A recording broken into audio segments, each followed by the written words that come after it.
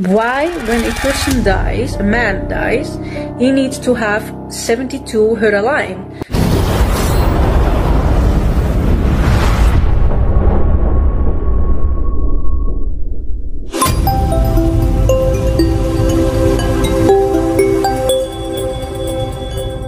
Jadi, seorang wanita baru saja meninggalkan Islam, dan mari kita dengarkan argumen hebatnya. Mengapa dia meninggalkan Islam? Saya yakin alasannya sangat mendalam, sangat diteliti dengan baik, dan sangat berakar pada kejujuran intelektual, sehingga membuat kita umat muslim mempertanyakan segala hal yang kita ketahui. Siap? Mari kita dalami mahakarya pencerahan ini. I began having problems with Islam when I started studying about Muhammad, and seeing that Islam prided itself so much on the morality. The more I learned, the more I thought, how is this morally okay? How is it? Okay, you first begin with, why does Muhammad have 12 wives? He had 12 wives, and the regular Muslim guy can have 4. Why, when a person dies, a man dies, he needs to have 72 Huralain, which are like some type of angels, sex angels in paradise. But of course the biggest issue was, why does Muhammad, a 53-year-old man, need to marry a 6-year-old girl?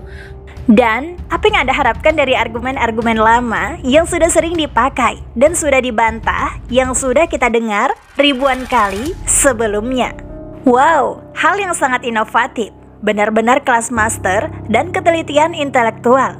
Anda meninggalkan Islam karena Anda baru mengetahui Nabi Muhammad SAW memiliki banyak istri dan menikahi Aisyah di usia muda? Anda serius? Ini bukan rahasia tersembunyi. Ini adalah kritik paling malas berulang yang dilontarkan terhadap Islam sejak dulu kala. Apakah Anda mencoba untuk meneliti konteksnya sebelum ikut-ikutan tren kemurtadan? Mari kita uraikan terlebih dahulu. Pertama, pernikahan Nabi. Ya, beliau memiliki lebih dari satu istri setelah istri pertamanya Khadijah meninggal. Tahukah kamu, wanita yang setia padanya selama 25 tahun, padahal wanita itu 15 tahun lebih tua darinya. Pernah mendengar tentang kesetiaan? Atau kita lewati saja bagian ini untuk menyulut drama Anda. Sebagian besar istrinya adalah janda yang bercerai atau pengungsi dalam masyarakat di mana perempuan dibiarkan mati jika mereka tidak memiliki pelindung laki-laki. Beliau menikahi mereka untuk melindungi mereka, bukan untuk memuaskan hawa nafsu. Tapi tentu saja mereduksi sejarah bernuansa selama berabad-abad menjadi dia memiliki 12 istri seperti judul berita tabloid. Dan usia Aisyah, Anda menilai Arab abad ke-7 dengan moralitas Instagram abad ke-21, harapan hidup adalah 30.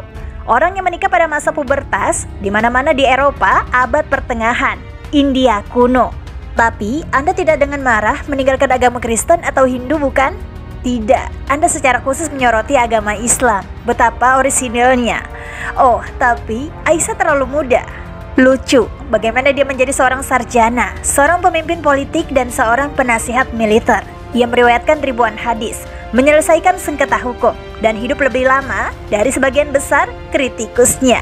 Jika Aisyah adalah seorang pengantin anak yang tertindas, bagaimana Aisyah bisa menjadi salah satu wanita paling berpengaruh dalam sejarah Islam?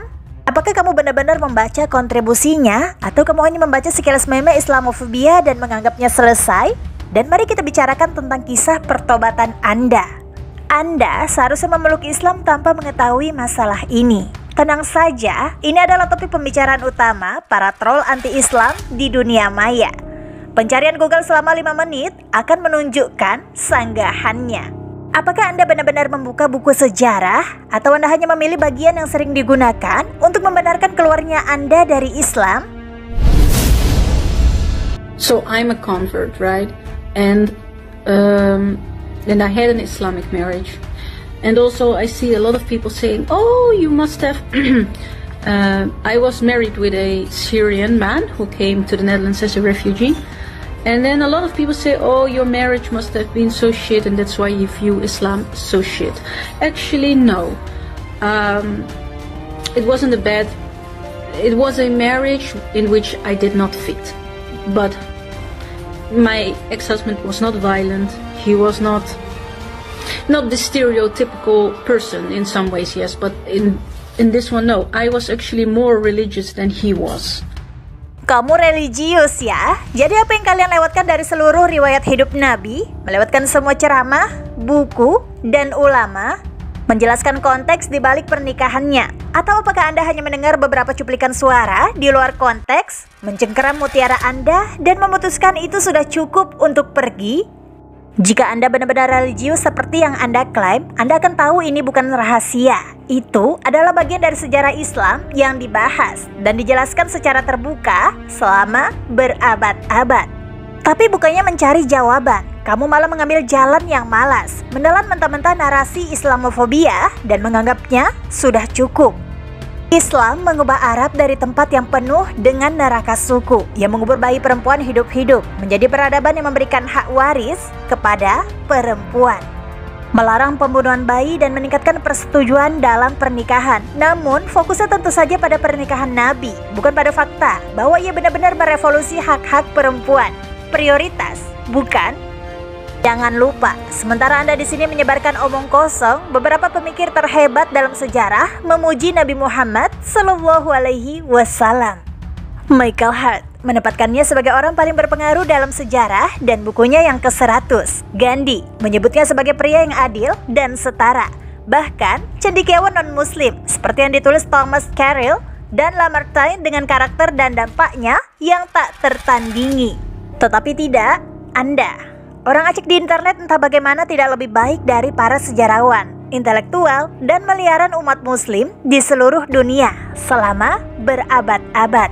Jadi, sebelum kamu bertindak, seolah-olah kamu telah menemukan kebenaran tersembunyi. Mungkin, mundurlah sejenak dan tanyakan pada diri Anda sendiri, mengapa begitu banyak orang-orang jenius yang mengakui kebesaran Nabi Muhammad Sallallahu Alaihi Wasallam. Tapi kamu, dengan argumenmu yang setengah matang dan ketidaktahuanmu yang disengaja, kamu merasa sudah mengetahui semuanya. Jika Anda meninggalkan Islam karena hal ini, baiklah, tetapi jangan berpura-pura bahwa ini tentang moralitas. Ini tentang ketidaktahuan Anda yang disengaja tentang sejarah dan standar ganda Anda. Lain kali, Anda ingin meninggalkan suatu agama mungkin, lakukanlah hal yang paling minimum dan pelajari mengapa para pengikutnya mempercayai apa yang mereka yakini. Sampai saat itu tiba, jangan lakukan kemarahan yang berlebihan. Terima kasih atas waktu dan perhatian Anda. Semoga video ini membantu kita semua memperluas wawasan dan saling menghormati perbedaan kita. Sampai jumpa di video berikutnya. Like postingan ini jika bermanfaat, kalau setuju tulis di komen ya. Dan jangan lupa subscribe-nya serta share ke teman kamu biar pada tahu. Wallahu a'lam bishawab. Wassalamualaikum warahmatullahi wabarakatuh.